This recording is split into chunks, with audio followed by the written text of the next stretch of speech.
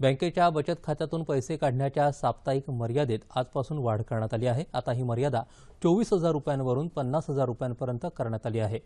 त्याचबरोबर 13 मार्चपासून बचत खात्यातून पैसे काढण्यावर कोणतीही मर्यादा असणार नाही असंही रिझर्व्ह बँकेनं स्पष्ट केलं आहे।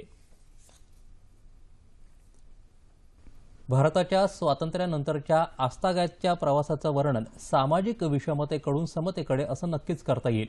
मात्र त्याचवेळी बदलत्या काळाच्या संदर्भानं सामाजिक न्यायाच्या बाबतीत समाजभान अधिक सुदृढ होण्याची गरजही आपण मान्य करायलाच हवी।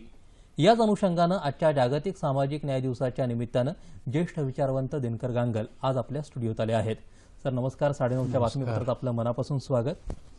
मुळातच सामाजिक न्याय ही संकल्पना कधी जोर धरू लागली, म्हणजे जागतिक परिवेशात विचार करता आणि आपल्या देशामध्ये? ढोबळपणे म्हणायचं तर सामाजिक न्याय या संकल्पनेची मुळं आपल्याला ख्रिश्चन धर्मशास्त्रात दिसतात, परंतु ती आर्टिक्युलेट केली ती थॉमस पेन यांनी। आणि थॉमस पेन यांनी जरी आर्टिक्युलेट केली तरी ती बराच काळ तशीच टांगती स्वरूपात राहिली। आणि नंतर जेव्हा औद्योगिक क्रांती झाली आणि त्यावेळेला पिळवणुकीची फार कमाल मर्यादा गाठली जायला लागली, तेव्हा त्या काळामध्ये सगळ्याच विचारवंतांना तसंच प्रवक्त्यांना अशी जाणीव झाली की आता ह्याच्या संबंधात काहीतरी कृती करायला पाहिजे। वंचित, दलित, पिळवणूक होणारे जे लोक आहेत त्यांच्या बाजूनी कायदा असला पाहिजे। आणि त्याच्यातून साधारणपणे आपल्याला ढोबळपणे असं म्हणता येईल की औद्योगिक क्रांतीच्या उत्तरार्धात ह्या सामाजिक न्याय या संकल्पनेचा दृढमूल झाला। 20व्या शतकामध्येही सामाजिक संज्ञा म्हणून सामाजिक न्याय हे अस्तित्वात आले, म्हणजे सोशल जस्टिस असं त्याला म्हणू लागले, ते 20व्या शतकाचे असतात। पण तरीसुद्धा बराच काळ ते तसंच रेंगाळत राहिलं। आणि अगदी 1971ला साधारणपणे जॉन रॉल्स या विचारवंतानं त्याची पहिली एक संकल्पना नीटपणे मांडली। आपल्याकडे गंमत अशी आहे की भारतात सुद्धा साधारण 1970 ते 80 या दशकातच आपल्याकडे सामाजिक न्याय हा चांगल्या पद्धतीने रुजवला गेला। इंदिरा गांधींचा त्याच बाबतीत आपल्याला नक्की श्रेय द्यावं लागेल। आणि त्यानंतर हे सतत हे राहिलेलं आहे। 1991 साल हे त्यातलं एक फार महत्त्वाचं मानलं जातं की जेव्हा डिक्लरेशन झालं, अशा तऱ्हेने होत राहिलं, परंतु सामाजिक न्याय ही संकल्पना अजून तितक्या संपूर्ण स्वरूपात विकसित झाले असं मला वाटत नाही आहे। यंदा म्हणजे जर संघर्ष टाळायचा असेल तर चांगल्या कामाच्या माध्यमातून शांतता कायम राखणं अशी संकल्पना आहे यावर्षीची। या संदर्भानं आपल्या देशाचा विचार करता तुम्ही या संकल्पनेकडे कसं पाहता?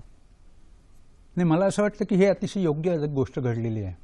चांगल्या कामांकडे आता लक्ष वेधणं किंवा माणसाची जी विधायक प्रवृत्ती आहे त्या विधायक प्रवृत्तीकडे लक्ष वेधणं ही अत्यंत महत्त्वाची गोष्ट आहे। आणि ह्या विधायकतेतूनच माणसाच्या सगळ्या वृत्ती प्रवृत्तींचा, चांगल्या वृत्ती प्रवृत्तीचा विकास होईल।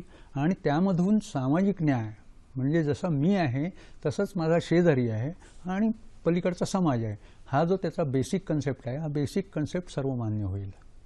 याला जोडून पुढला प्रश्न आहे की आपण मगाशीच बघितलं जसं स्वातंत्र्य मिळालं तसं विषमतेकडून अधिक समतेकडे असा आपला प्रवास सुरू आहे।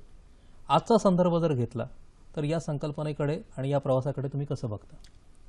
मला असं नक्की वाटतंय की आपला विषमतेकडून जो समतेकडे प्रवास आहे तो निर्विवादपणे उत्तमरित्या चाललेला आहे। हे खरं आहे की जात, धर्म, लिंग, अर्थ या सर्व कारणांनी प्रचंड विषमता आहे। किंबहुना एका बाजूला आपल्याला असं वाटतं की विषमता वाढतच चाललेली आहे, विशेषतः आर्थिक क्षेत्रामध्ये विषमता वाढत चाललेली आहे आणि त्याचे पडसाद इतरही क्षेत्रामध्ये आपोआप उमटतात। परंतु अन्य जी कारणं घडत आहेत, लाईक तंत्रज्ञान, या तंत्रज्ञानामुळे मला असं वाटतं की कुठेतरी माणूस असा एका स्वयं होऊन समपातळीवर येत आहे। आणि ही जी समपातळी आहे त्या समपातळीवर हे सगळे जे भेद आहेत हे आपोआप विसरले जातील। अर्थात हे विसरले जातील म्हणजे स्वाभाविक विसरले जातील असं समजण्याचं काही कारण नाही आहे।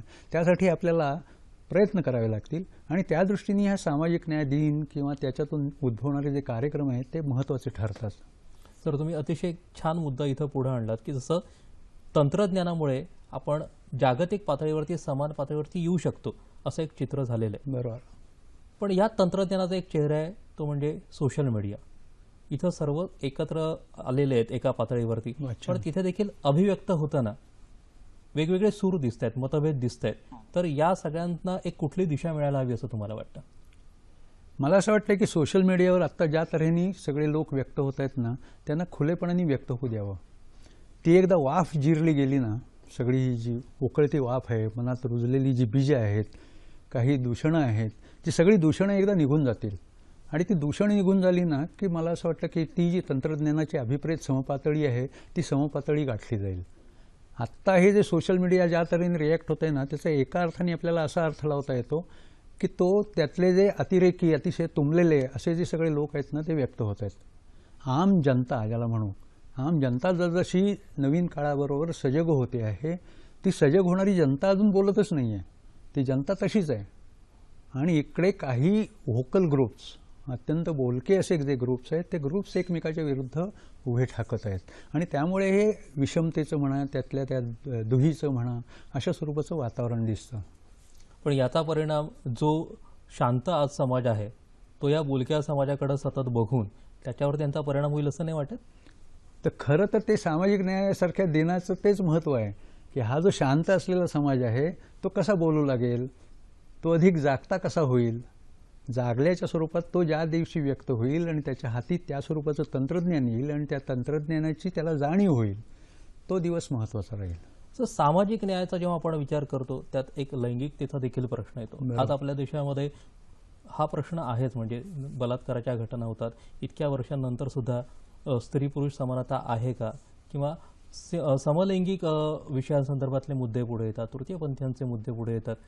याच्या संदर्भामध्ये आज आपण कुठे आहोत? मला असं वाटतं की एक छोटा टप्पा गाठला गेलेला आहे. तो फार महत्त्वाचा नाही आहे. स्त्री पुरुष समानतेच्या दृष्टीने एक बरीच मोठी पावलं पडलेली आहेत. परंतु अन्य घटक जे तू उद्गारलेस त्यांच्याबाबत मात्र अजून फार तऱ्हेचं काम झालेलं नाही आहे. तृतीयपंथी म्हणा किंवा समलिंगी हे असलेले जे लोक आहेत त्यांच्या संबंधात अजून आपण तितक्या निकोप दृष्टीने पाहतोय असं वाटत नाही आहे. समाजाला त्या प्रकारची जाणीव करून देणं फार महत्त्वाचं आहे. आणि त्याच्यामध्ये जो भेदभाव केला जातो आहे तो भेदभाव नष्ट होणं हे फार महत्त्वाचं आहे. आणि त्या दृष्टीने सेक्स एज्युकेशन ही फार महत्त्वाची गोष्ट ठरेल. सेक्स एज्युकेशन म्हणजे आता आपण फक्त स्त्री पुरुषांच्या संदर्भातल्या सेक्स एज्युकेशनचा विचार करतो, परंतु सेक्स ही गोष्ट अत्यंत इंडिव्हिज्युअल आहे आणि ती इंडिव्हिज्युअल आहे आणि त्या इंडिव्हिज्युअल पद्धतीनेच जाणून घेतली गेली पाहिजे, ही मला महत्त्वाची गोष्ट सांगावीशी वाटते. आणि त्या दृष्टीने जर ह्या सगळ्या विचाराची मांडणी झाली तर मला असं वाटतं की ह्या दृष्टीने पुढचे जे टप्पे आहेत ते झपाट्याने गाठले जातील. आपल्याकडे आर्थिक निकषांचा विचार करायचा झाला तर थेट असे दोन गटच पाडले जातात. म्हणजे शहरांमध्ये खूप पैसे असं म्हटलं जातं आणि त्याच वेळेला गावखेडी आहेत ती त्या मानानं खूपच मागास आहे. मग आजचा जो समाज आहे गावखेड्यांमधला तो कोरड्या शहरीकरणाकडे जास्त वळतो असं वाटतं का? एक अतिशय महत्त्वाची संकल्पना नेहमी पुढे येते ती म्हणजे नागरीकरण. तर खऱ्या अर्थानं नागरीकरण कसं असावं? मला असं वाटतं की हे नागरीकरण आणि खेड्यांचं जे ग्रामीण जीवन आहे ना याच्या संबंधात अतिशय भ्रम आहेत. हे भ्रम अशा प्रकारचे आहेत की अजूनही खेड्यामधले घरं कौलारू ह्यासारखं जे रम्य स्वप्न आहे ना की खेडी नावाची काहीतरी अतिशय रम्य गोष्ट आहे, हे अत्यंत चुकीचं आहे असं मला वाटतं. जसजसे आम्ही अधिक तालुक्यांमध्ये वेगवेगळ्या गावांमध्ये जातो ना तेव्हा आम्हाला जाणवतं असं की खेडी ही आज तेवढीच बकाल झालेली आहे जेवढी शहरं बकाल आहेत. मग अशा वेळी काय करायला पाहिजे? तर अशा वेळेला पहिली गोष्ट त्यांचा भौतिक उत्कर्ष होणं ही महत्त्वाची गोष्ट आहे. तो भौतिक उत्कर्ष होत असताना त्यांचं नियोजन होणं ही महत्त्वाची गोष्ट आहे. आत्ता जर तुम्ही एक ज्ञानेश्वर बोबडे नावाचा, अगदी तुम्ही सोशल मीडियाचा उल्लेख केला, ज्ञानेश्वर बोबडे नावाच्या माणसाची एक मोठी मुलाखत आत्ता सोशल मीडियावर सर्क्युलेट होते. त्या माणसाने 45,000 शेतकऱ्यांचं नेटवर्क उभं केलेलं आहे आणि प्रत्येक शेतकऱ्याचं उत्पन्न कमीत कमी 1 लाख रुपये आणि हा खेड्यात राहणार आहे, नांदेडपासून पुण्याच्या ह्याच्यापर्यंत. आणि असे अनेक ठिकठिकाणी शेतकऱ्यांचे आता नेटवर्क्स आहेत. ह्याची एका वेगळ्या तऱ्हेने मांडणी करायला पाहिजे. त्या संबंध खेडं आणि शहरं ह्या प्रश्नाकडे आपण जे पारंपरिक दृष्टिकोनातून पाहतोय ना ती बदलायला पाहिजे. हा जो सगळा जो ग्लोबल मगापासून आपण जो म्हणतोय ना की तंत्रज्ञान, ग्लोबल प्रवास, या ग्लोबल प्रवासाच्या कॉन्टेक्स्टमध्येच आता येणाऱ्या सगळ्या युगाची पाहणी केली पाहिजे आणि त्या दृष्टीने ही सगळी जॉग्राफी मांडली पाहिजे. पुन्हा पुन्हा तीच खेडी आणि शहरं, त्यांचं नागरीकरण, बकालीकरण आणि नीटनेटकेपणा. मग ते शहर आहे का खेड आहे? नवीन एखाद्या खेड्याची मांडणीसुद्धा अत्यंत चांगल्या पद्धतीने करता येऊ शकते आणि त्याचं शहर होऊ शकतं.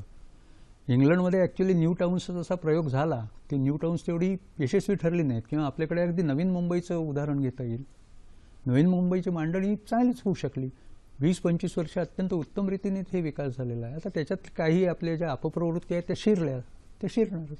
तर जाता जाता अगदी की सामाजिक न्यायाचं उद्दिष्ट गाठण्यासाठी व्यवस्थेचं योगदान आणि सामाजिक न्याय ही एक जबाबदारी देखील आहे, त्याचं भान कसं राखायला हवं जाता जाता? मला असं वाटतं की न्याय म्हणजे सामाजिक न्याय असो किंवा न्याय आणि जबाबदारी ही एकाच नाण्याच्या दोन बाजू आहेत. म्हणजे जेवढा माझा न्यायावर हक्क आहे, शेवटी सामाजिक न्याय ही गोष्ट काय आहे, मानवी हक्काचीच बाब आहे. तर माझा जेव्हा हक्क जेवढा आहे तेवढी माझी जबाबदारी आहे. आणि हे जे गुणक सतत आपण मांडत आलेले आहोत आणि त्याचे दुर्लक्ष करत आलेले आहोत, मला असं वाटतं की जबाबदारी प्रत्येक नागरिकानं जाणली पाहिजे. मला ह्या देशात मतदानाचा हक्क आहे म्हणजे फक्त मतदान करायचं नाही आहे, ते मतदान जबाबदारीने करायचं आहे हे जाणलं पाहिजे. आणि हे जाणेल त्यावेळेला त्याच्या ध्यानात असं येईल की हे सगळे कायदे त्या नागरिकासाठी अनुकूल आहेत. हे राजकारणी सगळे आपल्याला आत्ता फसवत आहेत आणि नागरिक जेवढा सजग होईल आणि त्याच्यासाठी ते तंत्रज्ञान त्याला खूप उपयोगी पडणार आहे. एकूणच सामाजिक न्यायाचं भान हे प्रत्येक नागरिकामध्ये जागृत होण्याची खूप गरज आहे. आता तर खूपच तुम्ही गरज आज आहे. इथं आलात आणि अतिशय नेमकेपणानं खूप छान माहिती दिलीत. आपल्या मनापासून आभार. धन्यवाद.